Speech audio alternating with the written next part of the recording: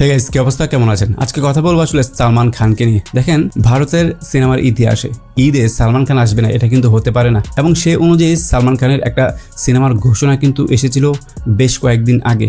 কিন্তু এই সিনেমাটার ঘোষণা এসেছে ঠিক আছে, কিন্তু এই সিনেমায় সালমান খানের বিপরীতে কাজ করছে কি, এমন অনেক প্রশ্ন আসলে সালমান ভক্তদের মধ্যে ঘোরাফেরা করছিল। কিন্তু সেই প্রশ্নটার এবার উত্তর পাওয়া গেল, আর সেটা হচ্ছে এই সিনেমার নায়িকা। আর এই সিনেমার নায়িকাকে এটা কিন্তু এবার রিভিল হয়েছে। আর আপনারা জানলে অবাক হবেন, ভারতের জাতীয় ক্রাশ রাশমিকা এই সিনেমাতে সালমান খানের বিপরীতে অভিনয় করছে। তো এই জুটিকে পর্দায় দেখতে আপনি কতটা আগ্রহী অবশ্যই কমেন্টস করে জানাবেন। আর সালমান খান ও রাশমিকার এই সিনেমার নাম রাখা হয়েছে সিকান্দার। সিকান্দার সিনেমাটা কিন্তু একজন তামিল ডিরেক্টর ডিরেক্ট করছে, আর সে এর আগে আসলে গজনী সিনেমাটা নির্মাণ করেছিল। এর আগে বেশ কয়েকটি আলোচিত সিনেমা ডিরেক্ট করেছিল এই নির্মাতা। তো এক কথায় বলতে গেলে এই নির্মাতার হাত ধরে সালমান খানের কামব্যাক। এই নিউজটা শোনার পরে আসলে সালমান ভক্তরা বললেন এবং অন্য যারা আছে তারা কিন্তু খুবই খুশি হয়েছে।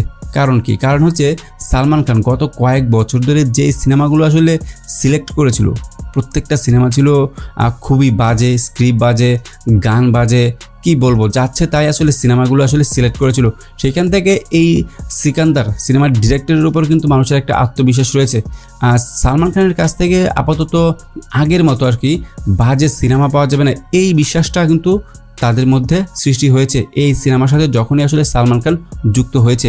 তো সেখান থেকে এটাই বলবো, আসলে এই রাশমিকা মান্দানাকে নিয়ে সালমান খান ঈদে আসছে, এবং যে পরিচালক আসলে এই সিনেমাটা ডিরেক্ট করছে তার উপরেও কিন্তু সালমান ভক্তদের বিশেষ সুদৃষ্টি রয়েছে এবং ভরসাও রয়েছে বলতে পারেন যে এই সিনেমাটা একটা ভালো সিনেমা হবে এবং বিগ ধামাক হবে। আসলে সালমান খানকে আর সালমান খানের ভক্তরা যেভাবে পর্দায় দেখতে চায় সেভাবে আসলে পর্দায় উপস্থাপন করা হবে এই সিনেমায়। তো সিকান্দার সিনেমার অপেক্ষায় কে কে আছেন অবশ্যই কমেন্টস করে জানিয়ে দেবেন। ধন্যবাদ সবাইকে ভিডিওটি দেখার জন্য।